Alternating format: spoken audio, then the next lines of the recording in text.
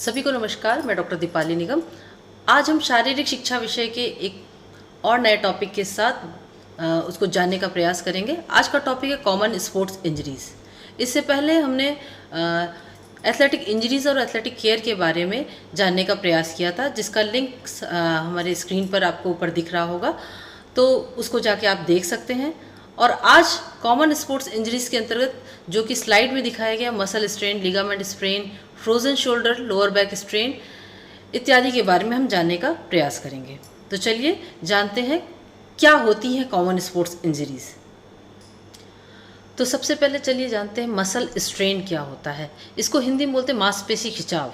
मांसपेशी खिंचाव का जो प्रकृति है वो किस तरीके से हो सकती है। मांसपेशी खिंचाव किसी भी मसल फाइबर के खींचने से, मतलब ज़्यादा तनाव आ जाने से, ओवर एक्सर्शन हो जाता है जब, और अचानक से कोई गतिशील मूवमेंट होता है, अचानक से किसी अंग पर अगर कोई गतिशील मूवमेंट होता है तो ये मांसपेशी खिंचाव हो जाता है। और इससे अफेक्टेड एरिया, इसका अकरेंस कहाँ कहाँ होता है, ये जैसे कोई थ्रोइंग स्पोर्ट्स होते हैं या लिफ्टिंग ऑब्जेक्ट्स, जो हैवी लिफ्टिंग ऑब्जेक्ट्स होते हैं उनको गलत तरीके से उठाने के कारण हो जाता है। साथ ही साथ अगर हम इसके अफेक्टेड एरियाज को देखें कि कहाँ कहाँ इससे प्रभाव पड़ता है, किस अंग पर ज़्यादा प्रभाव पड़ता है, तो ज़्यादातर क्योंकि लिफ्टिंग जब हम मूवमेंट करते हैं तो हमारी जो बैक मसल्स होती हैं, लोअर बैक मसल्स, उसमें ज़्यादातर इसमें खिंचाव आता है। और थाइस की मसल्स जो होती हैं उन पर ज़्यादा प्रभाव पड़ता है, जैसे हैमस्ट्रिंग हो गई। इसके बाद इसको समझने के लिए कि क्या ये मांसपेशी खिंचाव है कि नहीं, क्योंकि इसके कॉमन सिम्टम्स जो हैं वो ये हैं: pain, swelling, muscle weakness and limited range of motion in the affected area. क्योंकि किसी भी अंग में ये मांसपेशी खिंचाव होता है उस जगह सूजन आ जाना एक सामान्य सी बात है, और मसल्स वहाँ की वीक हो जाती हैं तो वो मूवमेंट नहीं कर पाती, तो उनका रेंज ऑफ मूवमेंट जो होता है, उनका जो खिंचाव होता है तंतुओं का, उतना पूरा नहीं रहता, तो उस जगह पर सूजन और दर्द महसूस होने लगता है। तो इसके उपचार के बारे में समझते हैं। इसमें रेस्ट, जो कि राइस आपने सुना होगा, नाम नहीं सुना होगा तो मैं आगे आपको इसके बारे में बहुत अच्छे से बताऊंगी। Rest, ice compression and elevation, ये राइस का एप्लीकेशन जो है उस अफेक्टेड जो पेशेंट है उसको दिया जाता है, जिससे कि उसके पेन को ज़्यादा जल्दी रिलीव किया जा सके और उसको जल्द ही वापस एक्टिविटी में शामिल होने के लिए तैयार किया जा सके और उस अंग को पूर्णतया ठीक किया जा सके। और इसके प्रिवेंशन जान लेते हैं ज़रूर से, क्योंकि proper warm up, stretching and using correct techniques during exercise and और फिजिकल एक्टिविटी। जब कभी भी हम किसी भी फिजिकल एक्टिविटी को करें तो उसको प्रॉपर वार्म अप के बाद ही करना चाहिए, पूरी स्ट्रेचिंग हो जाए बॉडी की, उसके बाद ही हम ये करेंगे, एक्सरसाइजेस करेंगे, तो फिर हमें फ़ायदा मिलेगा और हम जल्दी ही मसल स्ट्रेन से प्रभावित नहीं होंगे, मांसपेशी खिंचाव उतना ही कम होगा। क्योंकि पिछले वीडियो में मैंने बताया था प्रॉपर वार्म अप बहुत ज़रूरी है, जो कि एक बहुत बड़ा कारण बनता है स्पोर्ट्स इंजरी का। तो नेक्स्ट है लिगामेंट स्प्रेन। लिगामेंट स्प्रेन के नेचर का अगर हम बात करें तो कॉमन स्पोर्ट्स इंजरी ये भी होती है, और ये जो बोन्स हमारी होती है जिससे लिगामेंट कनेक्ट होते हैं उनमें ज़्यादा तनाव जब आ जाता है तब ये लिगामेंट स्प्रेन हो जाता है। इसके अकरेंस की बात करें, ड्यूरिंग एब्रप्ट मूवमेंट, फॉल्स और ट्विस्टिंग मोशन इन स्पोर्ट्स और डेली एक्टिविटीज़। जब हम सामान्य तौर पे कोई एक्टिविटीज़ करते हैं या कार्य करते हैं, या कभी स्पोर्ट्स में जब हम बात करें, तो जब एकदम अचानक से ट्विस्टिंग मोशन होते हैं तब ये होने के ज़्यादा चांसेस रहते हैं। इनका अफेक्टेड एरियाज है, commonly affected areas include the ankle, knee and wrist. इसके सिम्टम्स है अगेन द सेम सिम्टम्स कि पेन होता है उस जगह पे, स्वेलिंग आ जाती है और थोड़ा बहुत ब्रूजिंग होती है, और instability in the affected joint. जो जॉइंट्स होते हैं उनमें मूवमेंट जो होता है वो रिस्ट्रिक्ट होने लगता है। देन ट्रीटमेंट की बात करें तो फिर वही राइस का application, rest, ice compress and elevation, और इसको हम अप्लाई करते हैं। सबसे पहले उस अंग को पूरा आराम दिया जाता है, फिर उसमें बर्फ की एप्लीकेशन दी जाती है जिससे सूजन को कम किया जा सके। अंदर की जो मांसपेशियां हैं जहां पर ब्लड सर्कुलेशन थोड़ा सा ज़्यादा तेजी से हो रहा है या रुक गया है, तो उसको हम रोकने का प्रयास करते हैं, उसको हम ठीक करने का प्रयास करते हैं आइस के थ्रू। फिर कंप्रेशन, फिर जब पूरी तरीके से जब आइस का एप्लीकेशन हो जाता है उसके बाद 24 घंटे बाद कंप्रेशन दिया जाता है, उस अंग को दबाव दिया जाता है, फिर धीरे धीरे उस अंग को उठाया जाता है जिसको हम लोग एलिवेशन बोलते हैं। इसके बाद इमोबिलाइजेशन की बात करें कि उस अंग को जितना कम से कम मूवमेंट दिया जाए वो ज्यादा अच्छा होता है, जितने जल्दी उसकी रिकवरी हो पाती है। सम टाइम फिजिकल थेरेपी, कभी कभी उसको फिजिकल थेरेपी के माध्यम से भी ठीक किया जाता है। प्रिवेंटिव मेजर्स इसके जान लेते हैं, proper warm up, using supporting gear and maintaining good muscle strength and flexibility. तो नेक्स्ट है फ्रोजन शोल्डर। फ्रोजन शोल्डर बहुत ही कॉमन स्पोर्ट्स इंजरी है। It is also known as adhesive capsulitis. It is a condition that causes pain and stiffness in the shoulder joint. जो हमारा कंधे का जोड़ है उसमें दर्द होता है महसूस और स्टिफनेस हो जाती है, वहां की नसें तन जाती हैं या कहिए उनमें तनाव ज्यादा हो जाता है, तो फ्रोजन शोल्डर कहलाता है ये। साथ ही साथ अगर हम इसके अकरेंस की बात करें, it often develops after a period of shoulder immobility due to injury, surgery और मेडिकल कंडीशन लाइक डायबिटीज। और इसके अफेक्टेड एरियाज हैं, sometimes it's around the shoulder joints also, या शोल्डर एरिया समझ लीजिए। अपर आर्म्स में ज्यादा आपको इसको महसूस होता है। मोस्ट कॉमनली अफेक्टेड एरियाज यही हैं। इसके सिम्टम्स जानते हैं तो 3 मेनली स्टेजेस होती हैं इसके सिम्टम्स की। पहले फ्रीजिंग होती है, फिर फ्रोजन हो जाता है पूरी तरह, फिर थॉइंग हो जाता है, यानी कि पूरी तरीके से इमोबिलाइज हो जाता है। वहां पर बिल्कुल भी मूवमेंट नहीं हो सकता अराउंड द शोल्डर। बिल्कुल शोल्डर को उठाने में और शोल्डर को नीचे करने में बहुत दिक्कत होती है। पहली बात तो अपर आर्म पूरी तरीके से अफेक्टेड हो जाता है, तो इसके सिम्टम्स आसानी से जाने जा सकते हैं। इसका ट्रीटमेंट है कि आप पेन मैनेजमेंट के बारे में चिकित्सक से सलाह लें, और फिजिकल थेरेपी एक बहुत बड़ा इसका ट्रीटमेंट है। इसी के थ्रू पेशेंट को आराम दिया जा सकता है, जल्दी रिलीफ दिया जा सकता है। Gentle stretching exercises to improve shoulder immobility. Preventive measures को जानते हैं तो early intervention and consistent therapy can prevent the shoulder from becoming permanently stiff. कभी कभी क्या होता है, ये परमानेंटली स्टिफनेस आ जाती है अगर हमने अर्ली सिम्टम्स नहीं जाने और उसका ट्रीटमेंट पहले ही नहीं कराया गया, तो ये परमानेंटली हमारे शोल्डर्स में स्टिफनेस हो सकती है। इसी को कहा जा सकता है फ्रोजन शोल्डर। तो नेक्स्ट है lower back strain. This is most common sports injury, और ये मसल और टेंडन दोनों में ही दोनों को ही प्रभावित करती है। मसल्स, और it is a common sports injury of muscles और टेंडन ओवर स्ट्रेचिंग और tearing in the lower back region. Mostly आपने देखा होगा, जैसा कि यहाँ पर फिगर में दिखाई दे रहा है, कि ये लोअर बैक की इंजरी होती है और ये कमर के नीचे, कमर के आसपास के पार्ट को बहुत तेजी से अफेक्ट करती है। इसकी अकरेंस होती है कि it often result from improper lifting, sudden movements और प्रोलॉन्ग पुअर पॉस्चर। हमारी कुछ ऐसी स्पोर्ट्स इंजरीज हैं जो हमें पुअर पॉस्चर से मिलती हैं, और हमारे गलत उठने बैठने के आसन जो होते हैं उनसे हमें ये स्पोर्ट्स इंजरीज जल्दी हो जाती हैं। इनका affected areas again the lower back, और कभी कभी ये हिप्स को भी कवर कर लेती हैं। इसके सिम्टम्स जानते हैं, lower back pain, muscle spasm and limited range of motion. Every sports injury covers the range of motion, क्योंकि वो जो जॉइंट्स होते हैं उनमें हमारे आसपास के जो मूवमेंट्स होते हैं उसको रिस्ट्रिक्ट कर देता है, उसको रोक देता है, क्योंकि वहां पर अगेन वहां पे सूजन आ जाती है, वहां पर ब्लड सर्कुलेशन की जो स्थिति होती है वो प्रॉपर नहीं होती है। इसलिए ये जो रेंज ऑफ मूवमेंट होता है वो स्टॉप हो जाता है। इसका ट्रीटमेंट अगर जाने तो ट्रीटमेंट के लिए रेस्ट, अप्लाइंग आइस और heat, gentle stretching and over the counter pain relief. देखिए बहुत सारे ट्रीटमेंट ऐसे होते हैं जिनको टाइम लगता है। टेंडन इंजरीज जब होती हैं उनमें थोड़ा सा ज्यादा लॉन्ग टाइम लगता है हील अप होने के लिए। तो इसके प्रिवेंटिव मेजर है avoid heavy lifting and maintaining good posture, medical evaluation and physical therapy for recovery. अगर बहुत ज्यादा प्रोलॉन्ग टाइम के लिए आपको वो इंजरी बार बार हो रही है तो आपको फिजिकल थेरेपी चाहिए होगी जल्दी रिकवरी के लिए। तो इसलिए लोअर बैक स्ट्रेन जो कि मोस्ट कॉमन है, कभी कभी हम एक्सरसाइजेस के थ्रू, योगा के थ्रू और यौगिक जो होती हैं उनके थ्रू इसको ठीक किया जा सकता है। पोस्चर डिफॉर्मिटीज जो होती हैं उनमें से भी ये एक मानी जाती है। तो नेक्स्ट इंजरी है टेनिस एल्बो। इसका नाम तो आपने बहुत सुना होगा क्योंकि सचिन तेंदुलकर जो कि महान बल्लेबाज हैं उनको भी ये टेनिस एल्बो की समस्या हुई थी और बहुत ज़्यादा समय तक उनको रही थी, जिसके लिए उन्होंने कई सारी सर्जरीज का भी सहारा लिया गया था। तो जानते हैं टेनिस एल्बो के नेचर के बारे में। It is also known as lateral epicondylitis. Lateral epicondylitis इसका दूसरा नाम है और कॉमनली ये जो टेंडन्स होते हैं उनको इफेक्ट करती है।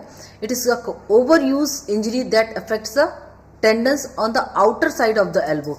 जो एल्बो का आउटर साइड है वो उसको इफेक्ट करती। आपने देखा होगा सचिन तेंदुलकर स्ट्रेट ज़्यादा अच्छा शॉट मारते थे, तो उनका वो पार्ट ज़्यादा इफेक्ट हुआ, आउटर जो उनका एल्बो था उस पर इफेक्ट होता है। तो टेनिस एल्बो का अकरेंस जानते हैं, repeated motion of the four arm जो होता है उसको बार बार यूज करने पर उसी जगह पे उसी पोस्चर पे बार बार फोकस किया जाता है, तो ये उस जगह को ज़्यादा प्रभावित करता है। और but in various activities like painting, typing और ग्रिपिंग, आप देखते हैं पेंटिंग में भी पेंटर जो होता है अपने हैंड्स के इसी मूवमेंट का ज़्यादा यूज करता है, तो इस एक्शन में outer side of the elbow ज़्यादा प्रभावित होता है। Affected areas again the tendons of your forearms, muscles attach to a bony bump on the outside of the elbow. तो जो एल्बो होती है उसी के आसपास बाहरी तरफ ये अफेक्टेड एरिया माना जाता है। इसके सिम्टम्स बहुत ही आसान है क्योंकि इस जगह पे ज़्यादा दर्द होता है, टेंडरनेस होती है, और ये जो ग्रिप होती है हमारी, जो हम लोग ग्रिप करते हैं किसी भी चीज़ को होल्ड करते हैं उसको वीक कर देती है। तो pain and tenderness on the outer elbow, weak and grip strength and discomfort during wrist movement. जब जब रिस्ट का मूवमेंट होगा उसमें डिसकम्फर्टनेस रहेगी, उसमें आराम से आप उस मूवमेंट को नहीं कर पाएंगे। इसका treatment again the main thing कि राइस एप्लीकेशन इनिशियल स्टेज पे दिया जाता है, एंटी इन्फ्लेमेटरी मेडिकेशंस दिए जा सकते हैं, and physical therapy to strengthen and stretch the affected muscles. कुछ ऐसी एक्सरसाइजेस होती हैं, उसके फिजिकल थेरेपी होती है, उसके थ्रू इसको ठीक किया जाता है। इन मेजर केसेस, अगर हम मेजर केसेस के बारे में इसको जाने तो इसमें सर्जरी भी होती है। प्रिवेंटिव इसके मेजर्स हैं, wearing a brace, but in severe cases, मैंने बताया इसके जब ज़्यादा इसके लक्षण उभर कर आते हैं तो एक ब्रेस होता है उसको पहना जाता है, और कुछ इंजेक्शंस होते हैं जैसे यहाँ पे कॉर्टिकोस्टेरॉइड इंजेक्शन होता है उसको भी दिया जाता है। सर्जरी में be considered, it depends upon your physician कि वो आपको क्या सलाह देते हैं कि आपको इसको सर्जरी करानी चाहिए या नहीं। ये डिपेंड्स करता है कि आपके कितने सीवियर वो कंडीशन है। तो इस प्रकार से टेनिस एल्बो यहाँ पर मैंने बताने का प्रयास किया है। तो नेक्स्ट है गोल्फर्स एल्बो। अभी हमने बात की थी टेनिस एल्बो की, अभी ये गोल्फर्स एल्बो की बात हो रही है। हम लोग मोस्टली जानते हैं कि नाम गोल्फर्स एल्बो है तो गोल्फ खेलने वालों को होगा, टेनिस एल्बो है तो टेनिस खेलने वाले को होगा, जबकि ऐसा बिल्कुल भी नहीं है। इनका नाम दिया गया है तो गोल्फर्स एल्बो क्योंकि उसमें ज़्यादा रेपिटेटिव मेजर्स मूवमेंट होते हैं उसी पॉइंट पे, तो उसको बोला जाता है। It is also known as medical epicondylitis. Again condylitis tendon injury है, ये भी is a condition that causes pain and inflammation on the inner side of the elbow.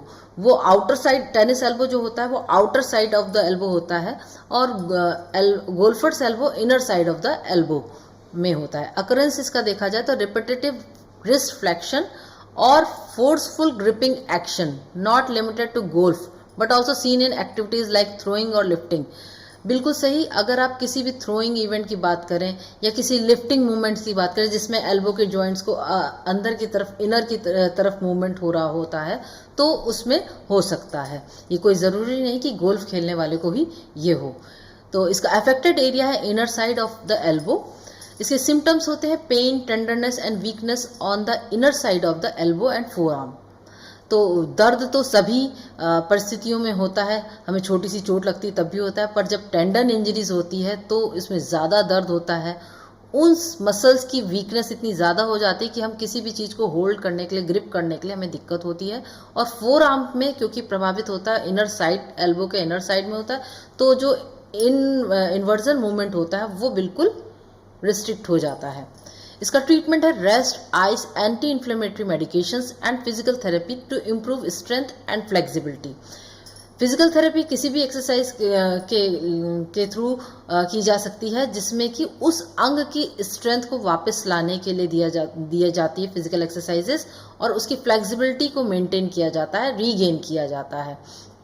Then preventive measures है wearing a brace, but in severe case, again the severe cases में इसमें brace पहना जाता है, दिया जाता है, और कॉर्टिकोस्टेरॉइड इंजेक्शन दिए जाते हैं, और सर्जरी में भी कंसिडर्ड। ये भी डिपेंड करता है फिजिकल आपके डॉक्टर्स के एडवाइस पर। तो नेक्स्ट है रनर्स नी। रनर्स नी जैसा कि नाम से समझ में आ रहा है, रनर्स नी कि दौड़ने में नी में दर्द हो जाना। तो it is also known as patellofemoral pain syndrome. इसको हम लोग बोलते हैं patellofemoral pain syndrome. It is a common overuse injury affecting the knee joint. जो घुटने का जोड़ होता है उसको अफेक्ट करता है, उसको प्रभावित करता है। और ये होता किस कारण से, इसका अकरेंस कैसे होता है? Improper tracking of the knee cap over the thigh bone during movement. इसका अकरेंस तब होता है जब हम इम्प्रॉपर ट्रैकिंग करते हैं, ट्रेनिंग के तरीकों को गलत तरीके से अपनाते हैं, ट्रैकिंग भी दूसरे तरीके से करते हैं जो कि गलत होता है, जिससे कि अफेक्टेड एरिया कौन सा हो जाता है? फीमर और पटेला। इसके अफेक्टेड एरियाज अगेन द पटेला। और सिम्टम्स इसके अगर जानने का प्रयास करें, पेन अराउंड और behind the knee cap specially during activities like running, jumping और गोइंग डाउन स्टेयर्स। क्योंकि मूवमेंट जो होता है नी का वो फ्लेक्शन और एक्सटेंशन मूवमेंट जब हो रहा होता है तो उसमें ज़्यादा दर्द होता है और पूरे नी को, घुटने को, पूरे घुटने को प्रभावित करता है, आगे और पीछे दोनों, चारों तरफ से। इसका ट्रीटमेंट है rest, ice, anti inflammatory medication to reduce pain and swelling. Again the medication is same. और इसके प्रिवेंटिव मेजर्स को जान लेते हैं। Proper footwear, running techniques and avoiding overuse and physical therapy. देखिए ज़्यादा मूवमेंट अगर उसी रेंज, बार बार हमने पढ़ा था क्रॉनिक इंजरीज कैसे बन जाती हैं, जब हम किसी चोट लगे अंग को बार बार उसको एक्सरसाइज के थ्रू या ट्रेनिंग के थ्रू यूज़ कर रहे होते हैं तो वो लॉन्ग टाइम के लिए इंजरी बनती चली जाती है। इसलिए प्रिवेंटिव मेजर्स हमें ज़्यादा ध्यान देने चाहिए कि प्रॉपर फुटवेयर हमें पहनना चाहिए इसमें, और रनिंग टेक्निक्स जो होनी चाहिए वो एकदम सही होनी चाहिए, और हमें अवॉइड करना चाहिए उस अंग को बार बार यूज़ करने से। अगर हमें एक बार नी इंजरी होगी, जब तक उसकी प्रॉपर हीलिंग नहीं हो जाती, प्रॉपर ट्रीटमेंट नहीं हो जाता, रेस्ट नहीं मिल जाता, पूरी रिकवरी नहीं हो जाती, तब तक हमें बिल्कुल भी उस अंग को ज़्यादा जोर नहीं देना चाहिए, नॉर्मल मूवमेंट रखने चाहिए। तो नेक्स्ट है शिन पेन। ये बहुत ही कॉमन इंजरी है और अधिकतर जब इनिशियल स्टेज के जो प्लेयर्स होते हैं उनको ये बहुत जल्दी होता है, क्योंकि वो यूज टू नहीं होते हैं एक्सरसाइजेस के, यूज टू नहीं, उनकी बॉडी पूरी तरीके से तैयार नहीं होती है उस खेल को पूरी तरीके से खेलने के लिए। और अचानक से उनकी जो एक जो ट्रेनिंग होती है वो एकदम से हो रही होती है, तो शरीर पे पूरा जोर पड़ता है। और पूरा दौड़ने का अगर काम कहा जाए तो ज़्यादा गलत सरफेस से भी दौड़ने पे, मैंने पहले भी बताया था, गलत सरफेस जो है, हार्ड सरफेस जो होता है वो इसका मुख्य कारण हो जाता है। तो जानते हैं नेचर क्या होता है। It refers to the discomfort और pain along the shin bone, the front lower part of the leg. Tibia जो एक हड्डी होती है सामने, टिबिया फिबुला, क्योंकि पैर के लोअर पार्ट की होती है, तो उसमें सामने की तरफ शिन बोन होती है, इसको टिबिया बोला जाता है, उसी में ये शिन पेन होता है। Occurrence including the Shin splits, medial tibia stress syndrome, it is stress fractures और कंपार्टमेंट सिंड्रोम। ऐसा फील होता है कि उस अंग को उठाने में भी इतना दर्द होता है कि पूरा जो शिन है, पूरी जो टिबिया का पार्ट है नीचे का, वो पूरी तरीके से दर्द होता है, पेन ज़्यादा ही होता है। तो अफेक्टेड एरियाज कहाँ हो गए? Shin bone is found at the front of your lower leg. It runs from your knee to your ankle. Knee से, घुटने से लेके एंकल तक ये जाता है। Shin splints are cause by inflammation. और सिम्टम्स की बात करें तो टेंडरनेस, सोरनेस और pain along the inner side of your shin bone and mild swelling in your lower leg. जब कभी इनिशियल स्टेज में देखा, जैसे हॉकी में हो गया, हॉकी में प्लेयर जब दौड़ता है तो बहुत देर तक इनिशियल स्टेज में दौड़ने पर क्या होता है, आगे की शिन बोन जो होती हैं वो बहुत ज़्यादा दर्द होती है। काफ मसल्स भी कभी कभी उसमें दर्द होने लगती है, कभी कभी नहीं, मोस्टली दर्द होती है। और ट्रीटमेंट अगर जानने का प्रयास करें तो सीवियर और persistent shin pain requires medical evaluation for proper diagnose and treatment. देखिए, ज़्यादा दर्द किसी भी चीज़ का है तो आपको फिजिशियन की, अच्छे फिजिशियन, अच्छे डॉक्टर की सलाह ज़रूर लेनी चाहिए और उसके अकॉर्डिंग ही आगे के ट्रीटमेंट लेने चाहिए। अगर प्रोलॉन्ग टाइम हो जाएगा तो उसको डायग्नोज भी उसका और देर से अगर होगा तो उतनी ही ज़्यादा मेडिकल अटेंशन की ज़रूरत पड़ेगी। तो प्रिवेंटिव मेजर है medical evaluation, proper footwear, gradual training progression and adequate rest between activities. जब कभी शुरुआती दौर में खिलाड़ी होता है उसको जो रेस्ट दिया जाना चाहिए, उसके जो टाइम है, ड्यूरेशन है, वो ज़्यादा जल्दी जल्दी होने चाहिए ताकि एक पर्टिकुलर पार्ट पे ज़्यादा प्रभाव ना पड़े, जिससे कि शिन पेन जो है बहुत जल्दी क्योर हो सकता है और बॉडी भी एक्लिमेटाइज हो सकती है। ये इसीलिए कहा जाता है कि आप किसी अच्छे ट्रेनर के अंडर में आप प्रैक्टिस कीजिए। नेक्स्ट इंजरी है blister. It is also most common injury, और ये इस इंजरी में कुछ एक छोटा सा फ्लूइड कह लीजिए, वो छाले के रूप में दिखता है। जैसे कि यहाँ पे आपको फिगर में नज़र आ रहा होगा, ये देखिए, ये छाले के रूप में नज़र आता है, या कभी कभी ब्लड इसमें भरा रहता है। तो it is a small fluid filled pocket that forms on the skin surface, usually cause by friction, Burns और एक्सेसिव प्रेशर। जैसे कि वेट लिफ्टिंग में क्या होता है, जब वेट लिफ्टिंग की इनिशियल ट्रेनिंग दी जाती है तो बहुत ज़्यादा कॉमन इंजरी होती है ब्लिस्टर, क्योंकि बार बार बार को पकड़ने से, बार जो होती है ना, बार लंबी सी, उसको पकड़ने से जो फ्रिक्शन होता है हाथ में, उसमें चारों तरफ ये हो सकता है, ब्लिस्टर इसको कहा जाता है। और कभी कभी जब हमारे शूज़ जब नहीं सही हम पहनते हैं तो आपने देखा होगा बैक साइड में जो हील है उसके ऊपर की तरफ बैक साइड में ये मोस्टली कॉमनली आपको दिख जाएगा। Commonly seen on feet and hands due to ill fitting shoes, repetitive rubbing और मैनुअल लेबर। लगातार हम हाथों को किसी कठोर चीज़ के लिए यूज़ कर रहे हैं, किसी कठोर सरफेस पे यूज़ कर रहे हैं, तो ये उभर कर सामने दिखते हैं। कभी कभी पूरे पाम में आपको दिखेगा ये चारों जो उभार हैं पांचों, उसके बीच में ये पूरी तरह से उभरा हुआ दिखता है। तो अफेक्टेड एरियाज है most often shows up on the feet और hands, but they can appear anywhere on the body. जिस पार्ट पे ज़्यादा जोर दिया जाएगा वहाँ पर ये दिख सकता है। और सिम्टम्स इसके हैं अ रेडेंट एंड टेंडर पैच और ऑफ स्किन, जैसे कि पैच देख सकते हैं आप, और a raise lump filled with clear fluid और समटाइम्स ब्लड। कभी कभी इसमें पानी भर जाता है और कभी कभी इसमें ब्लड भी भर जाता है। तो इसका ट्रीटमेंट है clean it with mild soap and water, avoid popping it if it possible, applying a bandage और moleskin pad for protection and keep the area clean and dry. जितना ज़्यादा हो सके उसको ड्राई रखें, उस स्थान को क्लीन रखें, साफ रखें। और कभी कभी इसके जो ट्रीटमेंट के लिए इसके मोल स्किन पैड आते हैं उसको भी लगाया जा सकता है उस सतह पर, और उसके ऊपर बैंडेज की तरीके से उसको यूज़ किया जा सकता है। प्रिवेंटिव मेजर्स की बात करें तो wear properly fitting shoes, use moisture Viking socks and applying protective pads or tape to high friction areas before engaging in activities they may cause blisters। मैं सजेस्ट करूंगी इसके लिए कि यदि आपके किसी शूज़ की वजह से यदि ये हुआ है तो उस अंग को जब तक कि वो ठीक ना हो जाए उस पर बैंडेज का यूज़ करेंगे, लेकिन कुछ समय के लिए, क्योंकि उसको सूखने का भी टाइम चाहिए। तो हाई फ्रिक्शन एरियाज को के लिए ये हम कह सकते हैं कि उसमें टेपिंग की जा सकती है। तो ये इसके प्रॉपर प्रिवेंटिव मेजर्स हैं। तो नेक्स्ट कॉमन इंजरी है कंकजन।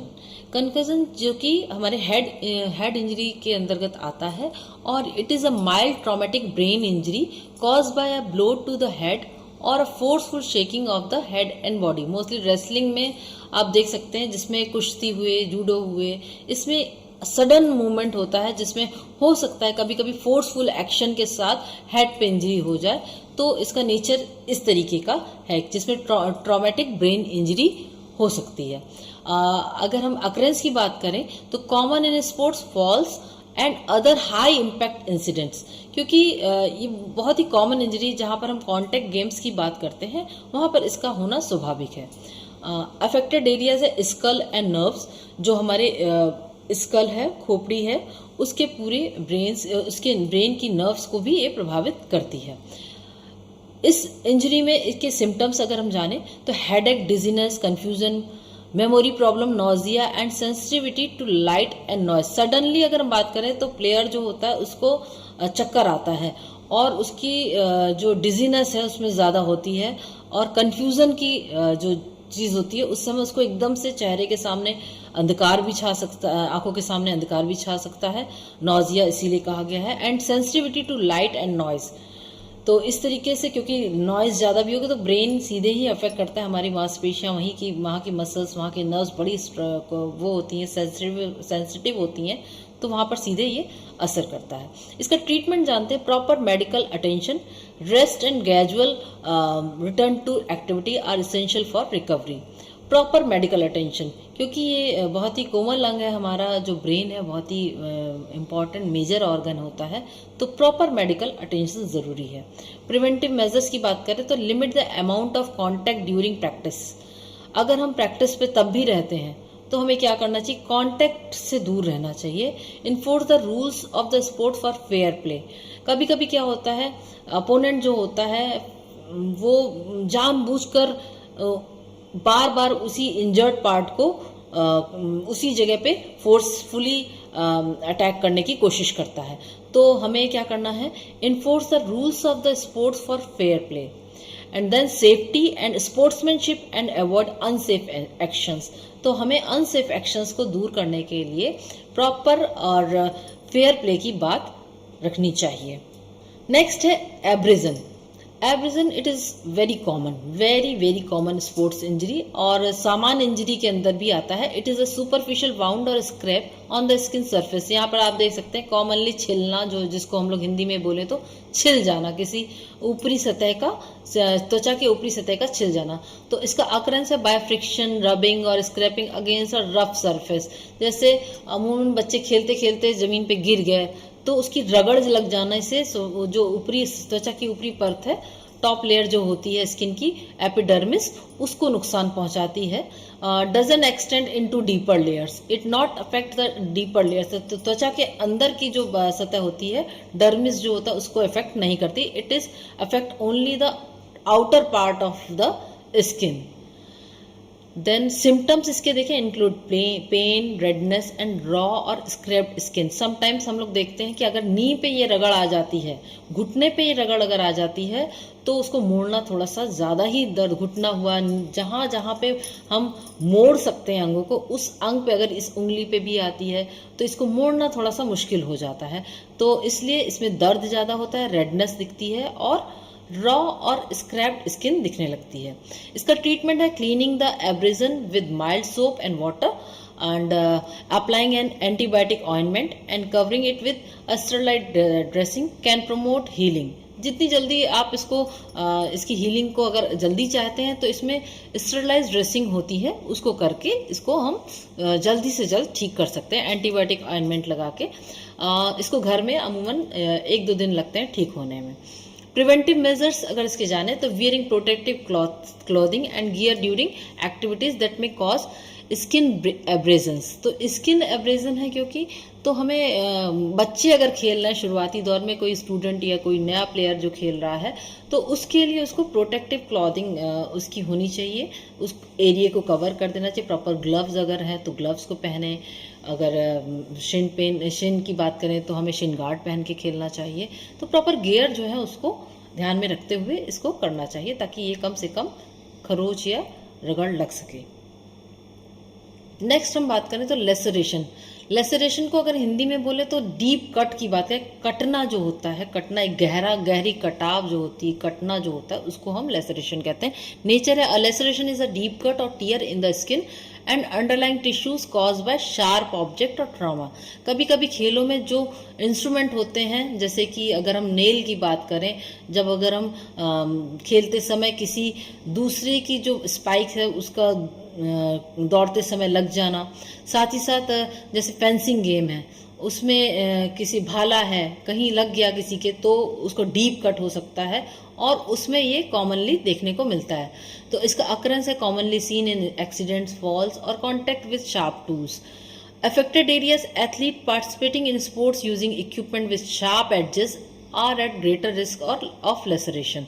जहाँ जहाँ कहीं भी अगर हम किसी ऐसे इक्विपमेंट का यूज़ करें जिसमें धार बनी हुई है या धारदार वस्तुएं हैं, तो उसमें हमको ये कॉमनली इंजरी देखने को मिल सकती है। सिम्टम्स इसके bleeding, pain, potential damage to nerves, muscles और organs depending on the severity.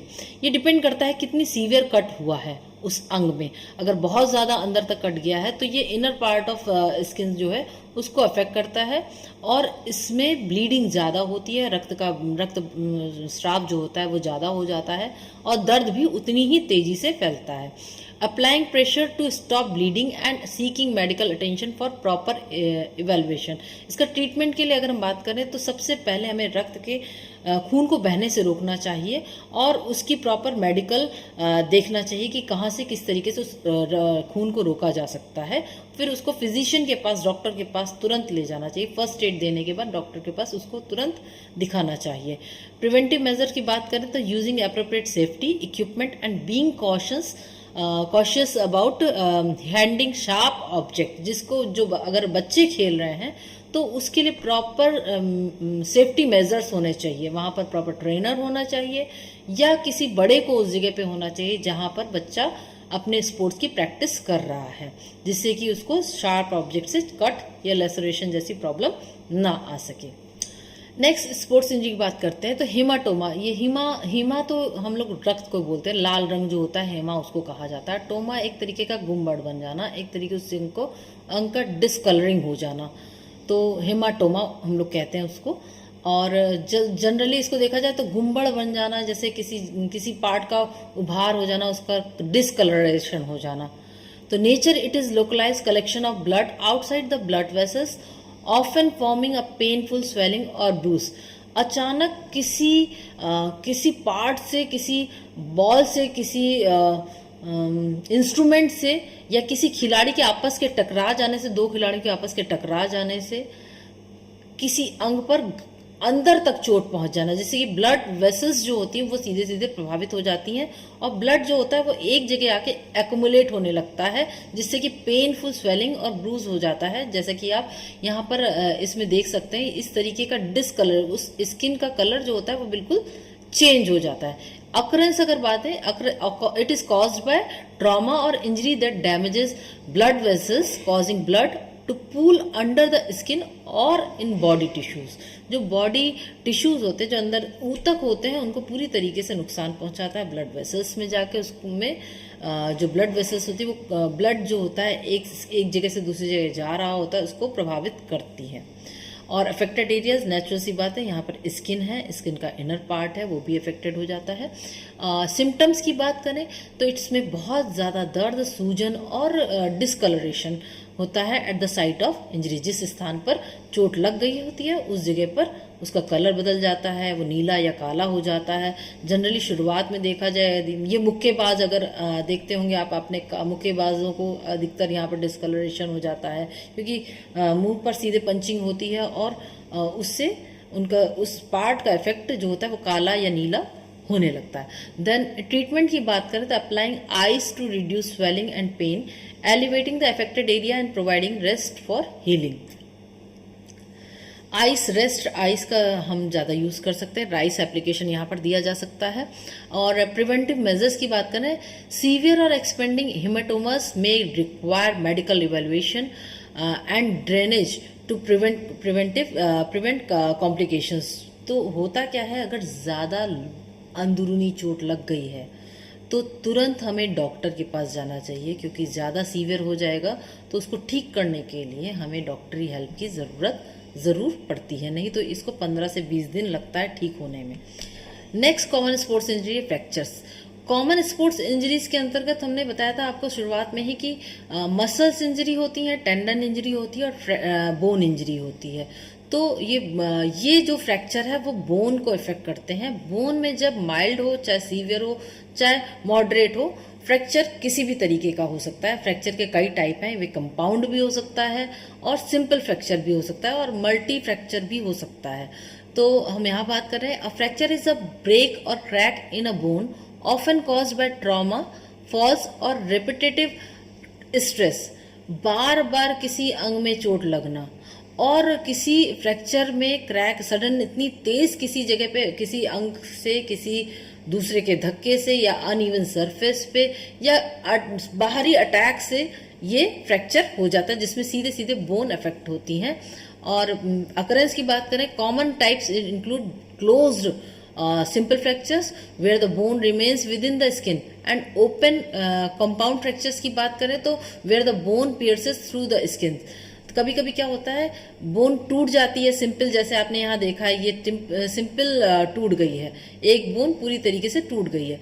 और सिंपल फ्रैक्चर की बात करें तो हल्का सा कट आता है, हल्का सा बोन में हेयर लाइन फ्रैक्चर होता है, तो सिंपल फ्रैक्चर की बात हो जाती है।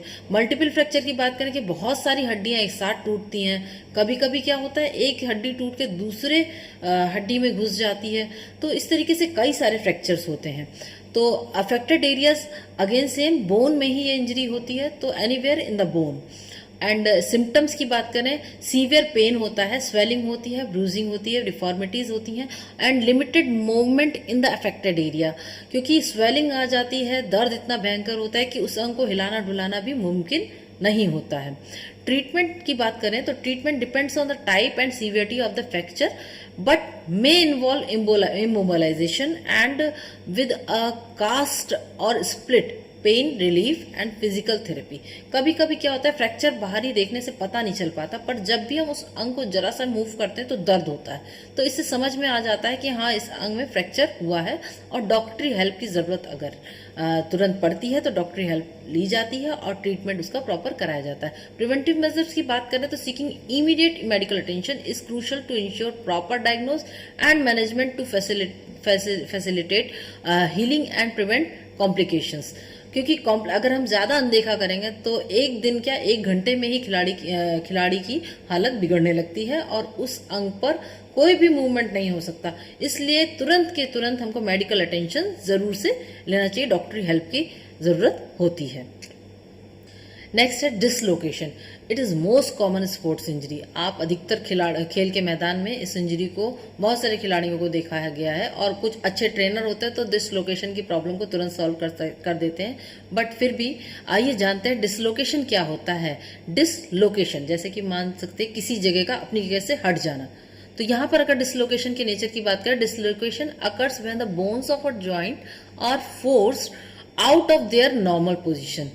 जब एक बोन अपनी प्रॉपर पोजीशन से, नॉर्मल पोजीशन से हट जाती है तो हम इसको बोलते हैं dislocation.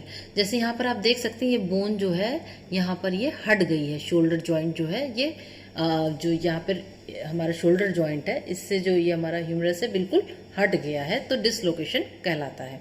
Typically caused by sudden impact falls और extreme twisting of a joint, कि इसको सडन इम्पैक्ट के द्वारा, अचानक से हुए मूवमेंट के द्वारा, कहीं गिर गए हैं आप या एक्सट्रीम ट्विस्टिंग करी है आपने उस मूवमेंट की या उस जॉइंट की, तो ये हो जाता है। अफेक्टेड एरियाज कॉमनली सीन इन शोल्डर, फिंगर और एंड नी कैप जॉइंट, जो जहाँ पर प्रॉपर मूवमेंट होते हैं, जैसे ये शोल्डर है तो पूरा चारों तरफ ये घूम सकता है, तो यहाँ पर ये कॉमनली देखने को मिलते हैं, जैसे कि shoulder, finger and knee cap joint. Then symptoms की बात करें, intense pain, swelling, visible deformity and limited range of motion. Then treatment की बात करें, putting your joint back in its correct place, immediate medical attention is necessary to reduce the dislocation। देखिए joint को अपनी जगह पे पूरी तरीके से, जोड़ को अपनी जगह पे बैठाल देना ही इसका करेक्ट ट्रीटमेंट है, और जितनी जल्दी हो सके उसमें इस ट्रीटमेंट को लेना चाहिए। और प्रिवेंटिव मेजर की बात करें, rehabilitation and physical therapy may be required to regain strength and stability in the joint. आपने एक बार उस जोड़ को बैठाल तो दिया, डिसलोकेट को लोकेट कर दिया आपने, लेकिन उसके रिहैबिलिटेशन में फिजिकल थेरेपी की ज़रूरत पड़ती है, और उसकी स्ट्रेंथ को वापस लाने में, उसकी रिकवरी को प्रॉपर आने में टाइम लग सकता है। इसके लिए फिजिकल एक्सरसाइजेस, फिजिकल थेरेपी की ज़रूरत पड़ती है। तो ये थी कॉमन स्पोर्ट्स इंजरीज, जिसमें हमने बहुत सारी स्पोर्ट्स इंजरीज के बारे में जाना, जो कि हमें दिखने में तो बहुत कॉमन लगती हैं, पर इनके nature, occurrence, affected area, symptoms और ट्रीटमेंट और प्रिवेंटिव मेजर्स के बारे में जानना भी बहुत ज़रूरी था, जिसका ज्ञान हमें होता तो है पर हम उसको कॉमनली यूज़ नहीं कर पाते हैं at the time of injury. तो यहाँ से मुझे ज़रूर उम्मीद है कि आपको अपने नोट्स बनाने में ज़रूर हेल्प मिली होगी। तो तब आज के टॉपिक में बस इतना ही। नेक्स्ट टॉपिक में नए विषय के साथ मैं आपके साथ फिर से आऊँगी। नमस्कार।